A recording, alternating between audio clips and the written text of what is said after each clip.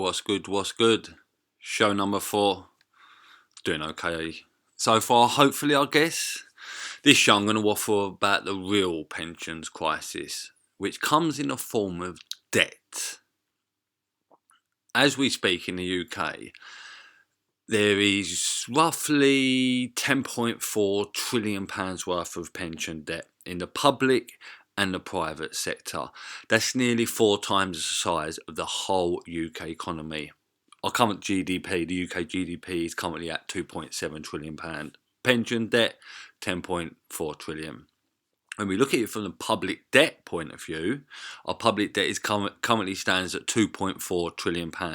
So the pension bill, public and private, is 4.3 times larger than the UK public debt bill. When it comes to debt compared to pension debt, our public debt is just a picnic in the park. Now, total pension debt figures from ONS, the unfunded state pension liabilities currently stands at 5.5 trillion. 4 years ago, at the end of 2018, that stood at 4.8 trillion. So that's an increase of £700 billion over the last 4 years. £4.8 trillion in 2018 and 5.5 trillion now. Public sector employee pensions, DB pensions, defined benefits, funded and unfunded, that bill comes to £1.9 trillion. Private sector employee pension debt, that's set to break £3 trillion by 2023. So currently, as we speak, the total pension debt bill, public and private, that currently stands at £10.4 trillion. Now, a dangerous time bomb within this bill, that comes in the form of the insured DB pensions. Defined benefit pensions are currently insured. They're insured via bulk annuities and longevity swaps. Both bulk annuities and longevity swaps, they now insure £1.1 trillion worth of pensions. By 2030, that's going to hit £2 trillion. Now, why is this a time bomb? Bulk annuities are simply insurance policies for pension funds. They won't call it insurance because finance bros tend to use long words and gargantuan idioms. Insurance companies are the main sellers of bulk annuities. So as we speak, there are many insurance firms in London, UK and globally. There are many firms currently insuring people's pensions, mainly for market volatility, movements, and worst case comes to worse, default. These insurance companies are taking on massive amounts of risk. The exact same thing applies to longevity swaps, which is also a form of insurance. A longevity swap is a longevity derivative. Both bulk annuities and longevity swaps are forms of insurance. So bulk annuities, longevity swaps equals insurance. The time bomb is when the pension funds go belly up. These sellers of insurance will be forced to pay out the money to the pension funds that they've insured if they do go belly up. Now, let's say 2% of all insured pensions, 2% of those pensions go into default. That's £20 billion in payments that will hit the insurance industry. 5% default rate, that's a £50 billion hit. See where this can end up? A 20% default would crash the whole insurance sector because it will be hit with £200 billion of payments required because they've insured pension funds. 20% of those pension funds that they've insured have gone under. That converts into £200 billion worth of payouts required. The higher the default rate, the more money that will be required to pay the pension funds. So if default rates break a certain threshold, insurance firms may not have the money to pay out. So they'll have to declare bankruptcy. The next stage, and this isn't a rarity, it's happened before, 14 years ago, 2008, with AIG. Now, the next stage, the pension funds, that these insurance companies are insured, they will have to book massive losses, and that could result in potential bankruptcy for the pension funds that haven't gone into default. They just have to book losses because the insurance companies that have insured their pensions can't no longer insure those pensions, so they have to book losses and or import risk. The insured pension funds that don't go under, they will import hundreds of billions of pounds of risks onto their books. They have to do this because they are no longer insured, so the outsourcing of risk to insurance companies is imported back to the pension funds.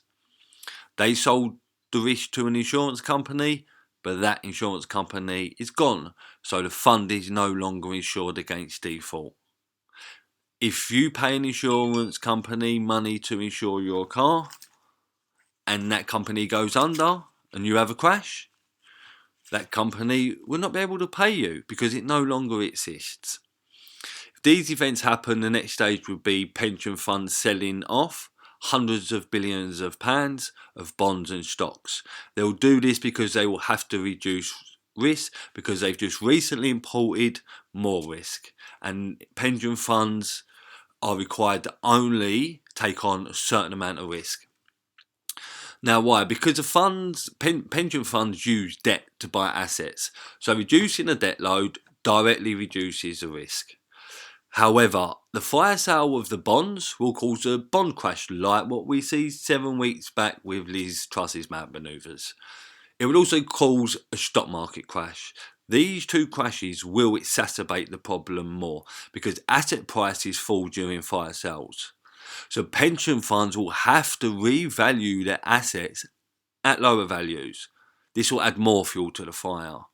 The fire sale will push up interest rates on gilts, and then the time bomb could create a contagion that enters the housing and mortgage market and hits and the government is hit with more payments on the interest on the debt that they currently hold. Then we witness major systemic risk playing out, a domino effect risk triggered by just a few insurance companies going under. That's the form of that is systemic risk. This happened before in 2008. AIG insured hundreds of billions of pounds of mortgage bonds, also known as mortgage-backed securities. When many of these bonds went bust in 2008, AIG was forced to pay out money on the bonds that they've insured.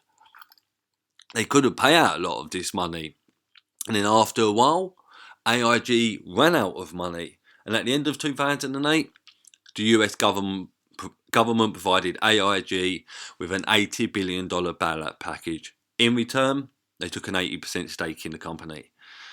If the US government didn't bail out AIG, the whole financial system would have gone crazy.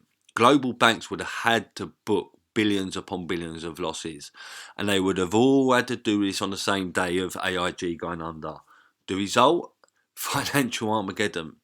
What many folk don't realise is that AIG, back in 2008, AIG was far more detrimental and important to the system than Lehman Brothers. Lehman Brothers going under affected many banks, but AIG going under would have affected a lot more banks.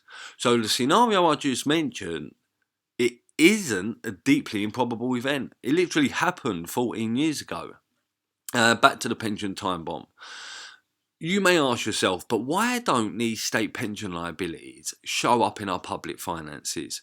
If the state, and this doesn't include private sector pension debt, if the state has 7.4 trillion in unfunded pension liabilities, government and public sector pensions, and the state also has 2.4 trillion pound in public debt, why is our public debt figure currently 2.4 trillion and not 9.8 trillion? The public debt plus the pension debt. The reason being why that is because of a little accounting trick called off-balance sheet liabilities. The state pension debt that I speak of, it is off-balance sheet, so it's not an entry in the UK balance sheet, so it won't show up in our public debt figures. The 7.4 trillion in state pension liability entry is an off-balance sheet liability. As an equity trader, it's one of my jobs to look into a company that I intend to buy or even short. And one of the many things I must assess is a company's off-balance sheet liabilities, if I can find them. Because a lot of companies can hide a lot of their debt off-balance sheet, meaning they haven't got to disclose it to shareholders. Companies that hold a lot of off-balance sheet liabilities, that's a red flag. Because one day those liabilities may come to fruition, and they will come to fruition. Lehman Brothers, RBS, Northern Rock, even BHS and Carillion, they all had large amounts of off-balance sheet liabilities. Here's a crazy fact. January 2008 to June 2008, over 6 months, Lehman before they went bankrupt, Lehman Brothers took advantage of an accounting loophole called Repo 105. This loophole outsourced $50 billion of liabilities, and they were put off balance sheet. One accounting trick and poof, just like that, $50 billion went off Lehman Brothers balance sheet. 4 months after the Lehman Brothers Repo 105, they declared bankruptcy with $700 billion of debt. Moral of the story, off balance sheet liabilities equals fire. So UK pension debt being off balance sheet is fire. Because state pensions aren't contractual obligations, they don't have to be entered into the UK government's balance sheet. Why? Because there's no contractual obligation between you and the government. When did we sign a contract with the government stating that they must pay our pensions because we're paying taxes into the system? There's none. It's just a promise, not an obligation. And promises do not show up on balance sheets. If I die tomorrow, the state pension liability to me, which is an off-balance sheet liability, that vanishes. There is no liability. When we pay into the system, we're paying off other people's pensions. Part of my taxes now goes towards paying off current pensioners. Does it go into a fund and pay to me when I retire? That's a myth. Future taxpayers will pay mine and your state pension. We won't pay it into the system ourselves. More people need to understand this, I believe. Layered on top of this pension problem is also the triple lock. The triple lock is by far the biggest accumulator of debt within the UK. If we don't act boldly and swiftly when it comes to pension debt, we will replay the events of the 30s. Except this time, it will be far more severe. If we don't act now, we won't have a pension system by the end of the next decade. The law of maths is universal, and no human can defy the law of maths. If we have a raging period of inflation, that is going to and we still have the triple lock in place, that is just going to completely make unfunded pension liabilities go through the roof. I understand this. Many finance people also understand this and see this coming.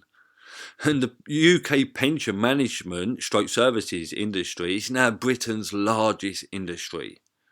That's how big this is getting. Sadly and depressingly, I accepted that I won't receive a state pension. I'm a millennial and I won't be eligible for a state pension for another 31 years. I hope that I'll get it, but currently I accept that I won't. Or if I do, it's going to be completely debased and devalued. What's the solution to this? Because we can't just talk about the problem.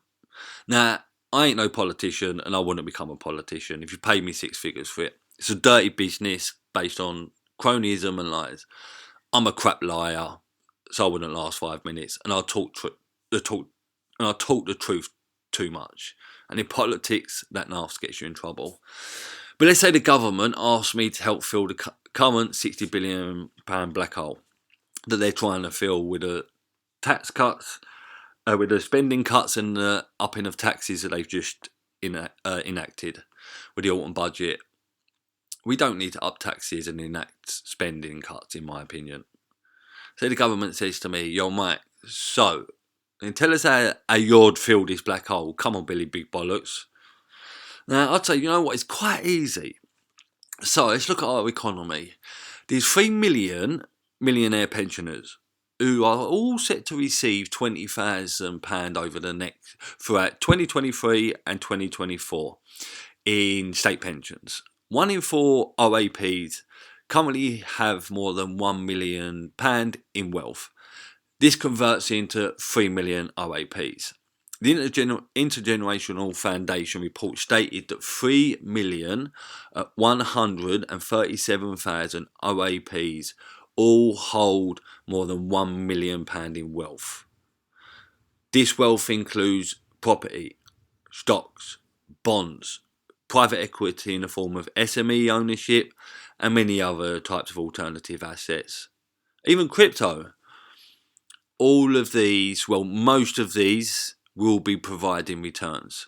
Just a 3% return on investment converts into a 30k payment per year on £1 million worth of wealth or more. 27% of RAPs are currently in this bracket. So, this being the case, why don't we halt state pensions to these 3 million millionaires? And why don't we halt them throughout 2023 and 2024? Our annual state pension liability for next year currently stands at roughly £110 billion. So, 27% of £110 billion, that's £29.7 billion. We times that by 2 years, that comes to £59.4 billion. That fills a black hole. This one policy fills a black hole, and we won't have to up taxes and enact spending cuts because 3 million millionaires fund the black hole from a wealth pot worth north of £3.1 trillion. Sounds like a good sustainable policy, and it's only temporary. This policy affects zero workers, and only millionaires fund the whole.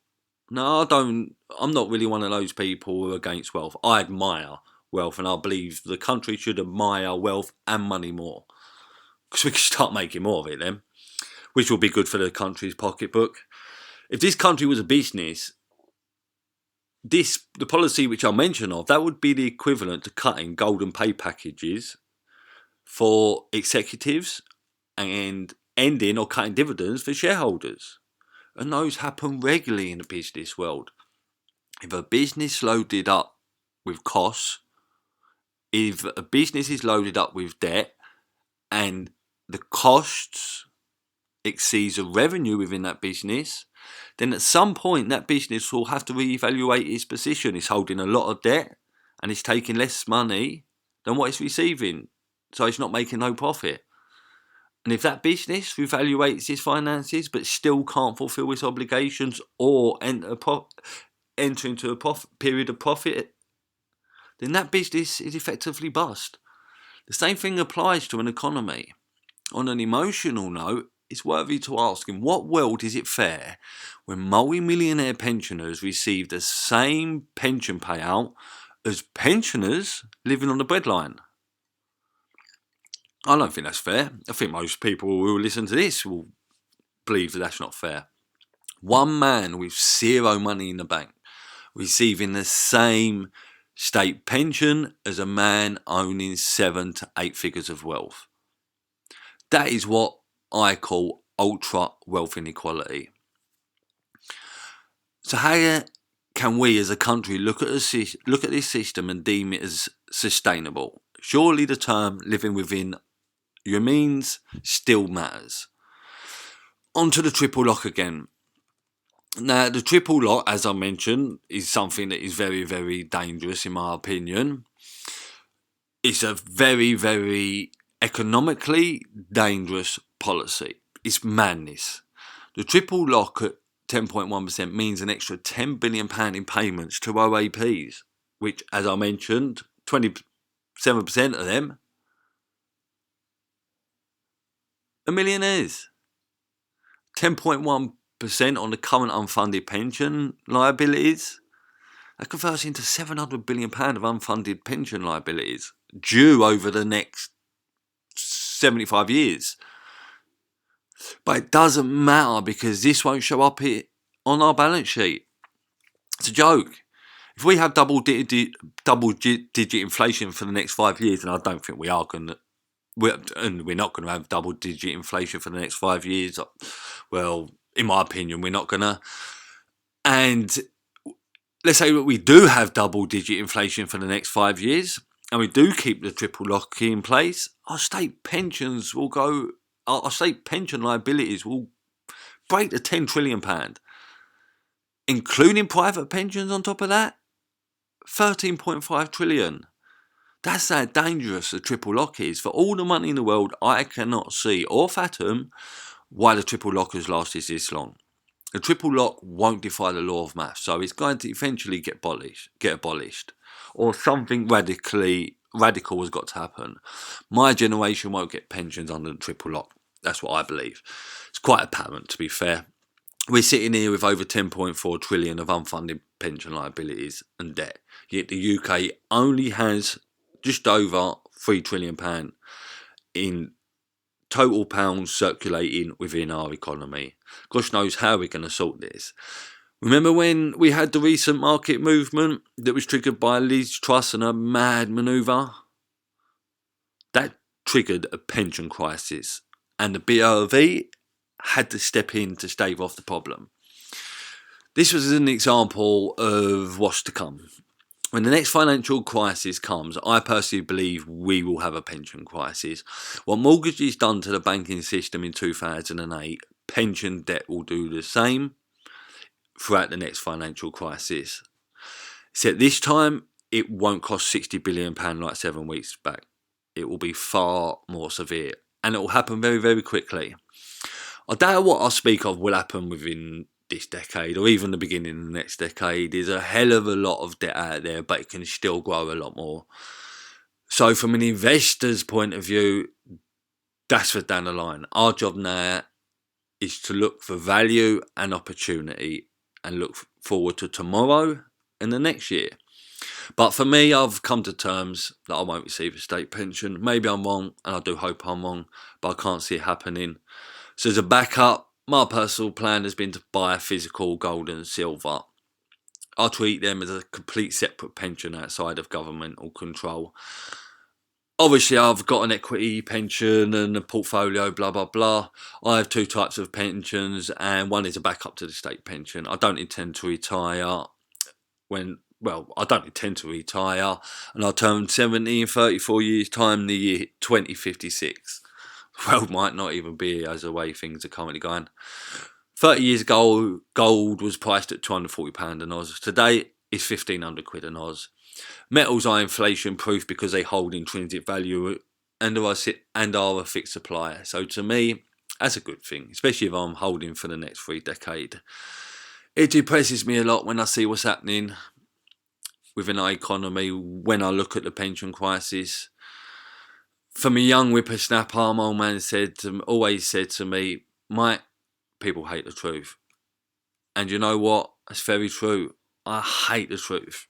I do. I bury my head in the sand a lot of times. But rejecting the truth on a macroeconomic level is very dangerous. So I think that there's a balance required. Negativity countered with positivity. The depressing truth exposes a deep crisis within our economy, but a crisis is also an opportunity, to be fair. That's what I believe. And previous crises have proven to be opportunities. Hopefully the pension crisis can also bring opportunities, whether it's in the 2030s or the 2040s. Gosh knows how, but it probably will in one way or another. But hopefully it does. Until then, all we just do is dance until the music stops playing. And the music won't stop playing anytime this decade. They've printed way too much money, so the cracks have been filled. But the filler can only last so long. Right, I hope you enjoyed my show and my waffling on the pension crisis. Next week, I've got Lewis Harding, chartered accountant and equity investor. So keep your eyes peeled for that. We're going to talk a lot about our 2023 predictions, what we're buying, what markets we're looking at, going to give our little opinion on the economy and certain industries, both myself and what Lewis are looking at. So yeah, keep your eye out. So until next time, have a prosperous and productive period. Peace.